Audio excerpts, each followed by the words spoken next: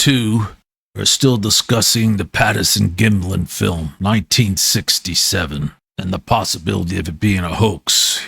Here we have Bob Hieronymus, who's claiming to have been the figure depicted in the Patterson film. He said he didn't talk about it publicly, his role in the hoax, because he hoped to be paid eventually, and was afraid of being convicted of fraud had he confessed. After speaking with his lawyer, he was told that since he had not been paid for his involvement in the hoax, he could not be held accountable.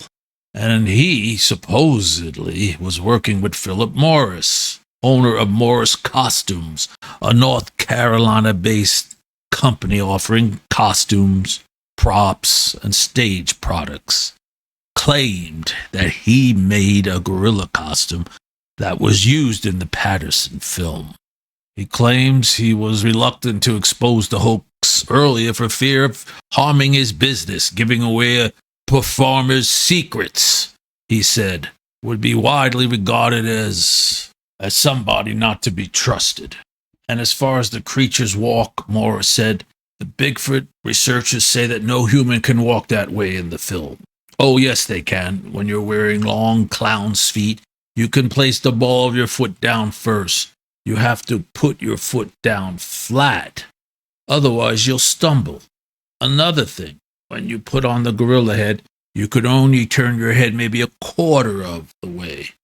And to look behind you, you have to turn your head and your shoulders and your hips, plus the shoulder pads in the suit, are in the way of the jaw. That's why the Bigfoot turns and looks the way he does in the film. He has to twist his entire upper body. As you can see, I have a lot of different suits over the years. Ape suits from movies, TV, to give an idea of what was out there at the time. Morris' wife and business partner, Amy, had vouched for her husband, claims to have helped frame the suit. Morris offered no evidence apart from his own testimony to support his account.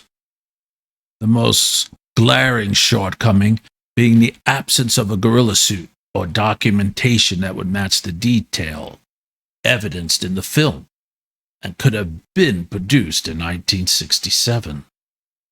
A recreation of the Patterson Gimlin film was undertaken on October 6, 2004 at Cow Camp near Rimrock Lake, a location 41 miles, 66 kilometers west of Yakima. National Geographic's producer, Noel Dockster, noted the suit used in the recreation was in no way similar to what was depicted in the Patterson Gimlin film. Morris would not consent to the release of the video to the National Geographic, the recreation sponsor, claiming he had not had adequate time to prepare and that the month was in the middle of his busiest season. So you would have to figure, is this the person who created the suit based on the monkey suit, the Bigfoot suits he created?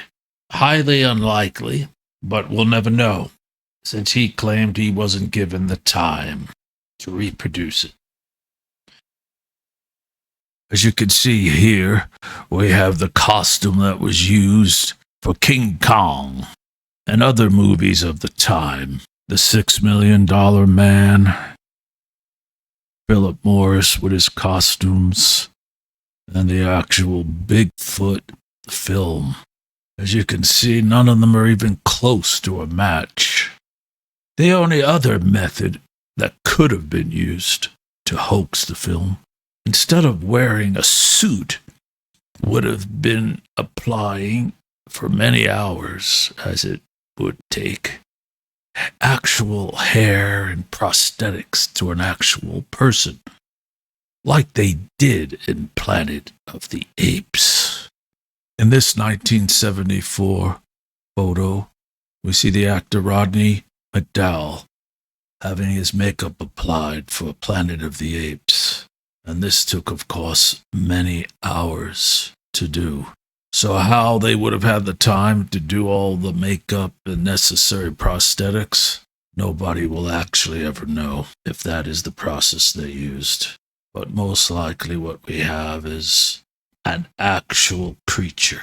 The whole idea of a hoax seems just too much to be done. 1967. All the traveling they did, camping, horseback riding, having this person wear all this on them for how long? They were there? Many days? So it would have been very difficult. Not impossible, but difficult, for sure. Another possibility, instead of a costume, be to use a person. There were sideshows where there were hairy humans, and going through many images, I don't see anything that even comes close to what Bigfoot looks like. But this is just to give an idea of how a person who had hair applied to their body would look like. Some have also speculated that it's possible that it's actually a suit that was used in Lost in Space, the TV show. There was an episode called The Space Croppers. As you can see in this picture, there's a creature some claim looks very similar to the Patterson Gimlin film, except for the head. But if you look at the rest of it, it's very close. So that is also a possibility. Since this was 1965, 1966. But there doesn't seem to be any real muscle definition we can see with this suit, even if it resembles Bigfoot. It's not even in the same category based upon what I've seen. So, the hoax part of it is possible, but looking highly unlikely based on everything we're looking at here. There are many people on the internet who have studied the Patterson Gimlin film, enhancing the photos, looking very close, and you do see the breast, the buttocks, the muscles in the legs. So there's definitely a person or a creature where you can see muscle definition. So it's definitely not a suit that we would have expected during the 1960s. And not even today is there anything quite looking like that. Here are some recent monkey suits, ape suits, whatever you would like to call them. One of the things you'll notice is the extra large eye openings where a person has to look out. In others, you'll see it's fake eyes, of course, and the person is looking in a different area. But to do what was done in the Patterson Gimlin film, it would have been a very good mask to have to walk over that rugged terrain and then look over your shoulder without tripping. They could have done it in many takes, of course. We don't know how long it took and how many times they actually went there. Nobody actually knows that.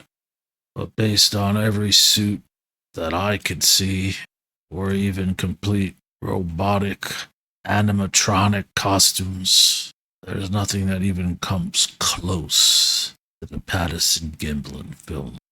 In part 3, I'm going to look at other Bigfoot evidence after the 1967 Patterson Gimlin film was shot. Until the next time, keep looking for those unknown monsters.